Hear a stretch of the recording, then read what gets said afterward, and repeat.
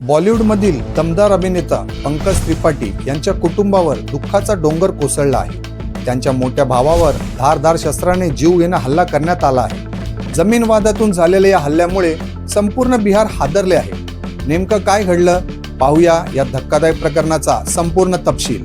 नमस्कार, मी आहे राजू जाधव आणि तुम्ही पाहत आहात महाराष्ट्र क्राईम वृत्त। बिहारच्या गोपालगंज जिल्ह्यातील बेलसंड गावात ही गंभीर घटना घडली।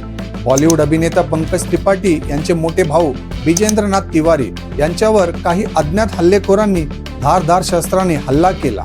प्राथमिक माहितीनुसार हा हल्ला जमीन वादातून झाल्याचे सांगितले जात आहे। हल्लेखोरांनी अचानक हल्ला चढवत विजेंद्र तिवारी यांना गंभीर जखमी केले। त्यांच्या शरीरावर अनेक ठिकाणी गंभीर जखमा झाल्याची माहिती समोर आली आहे। घटनेनंतर गावकऱ्यांनी आणि कुटुंबियांनी त्यांना तातडीने रुग्णालयात दाखल केले, मात्र प्रकृती चिंताजनक असल्याने त्यांना पुढील उपचारासाठी पटना येथे हलवण्यात आले। या घटनेची माहिती मिळताच स्थानिक पोलिसांनी तपासाची चक्रे वेगाने फिरवली।